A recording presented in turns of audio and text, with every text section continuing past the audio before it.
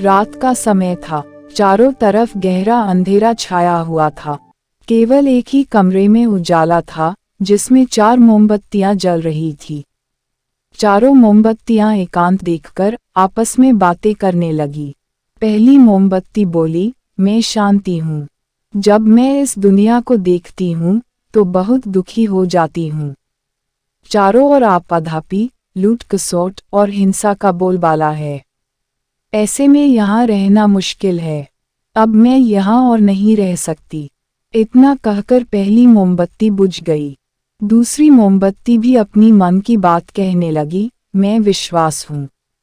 मुझे लगता है कि झूठ, धोखा, फरेब और बेईमानी मेरा वजूद खत्म करते जा रहे हैं।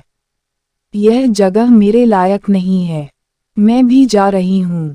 इतना कहकर दूसरी मोमबत्ती भी बुझ जाती है। तीसरी मोमबत्ती दुखी थी। वह कहने लगी, मैं प्रेम हूँ। मैं हर किसी के लिए हर पल जल सकती हूँ, पर अब किसी के लिए मेरे पास वक्त नहीं बचा। स्वार्थ और नफरत मेरी जगह लेते जा रही है। लोगों के मन में अपनों के प्रति प्रेम भावना नहीं बची। मैं और सहन नहीं कर सकती। मेरे लिए जाना ही ठीक होगा। यह कहकर तीसरी मोमबत्ती भी बुझ गई। तीसरी मोमबत्ती के बुझते ही कमरे में एक बच्चा आता है। मोमबत्तियों को बुझा देखकर उसे बहुत दुख होता है। उसके आंखों से आंसू बहने लगते हैं। वह दुखी मन से बोला, इस तरह बीच में ही मेरे जीवन में अंधेरा कर कैसे जा सकती हो तुम? तुम्हें तो अंत तक जलना था, लेकिन तुमने मेरा साथ छोड़ दिया। अब मैं क्या करूँगा? बच्चे की बात सुनकर चौथी मोमबत्ती बोली, तुम घबराओ मत, मैं आशा हूँ और मैं तुम्हारे साथ हूँ। जब तक मैं जल रही हूँ, तुम मेरी आग से दूसरे मोमबत्तियों को जला दो।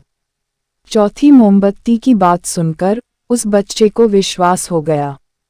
उसने आशा के साथ शांति, विश्वास और प्रेम को फिर से जला दिया।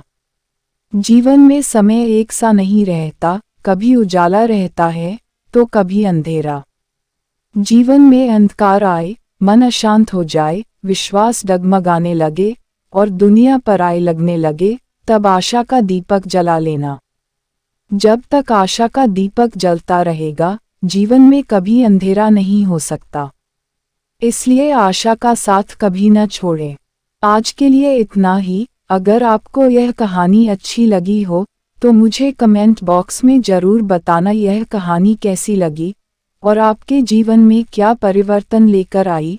आपके जो कमेंट बॉक्स में कमेंट आते हैं वही मुझे आगे बढ़ने में मोटिवेशन प्रदान करते हैं।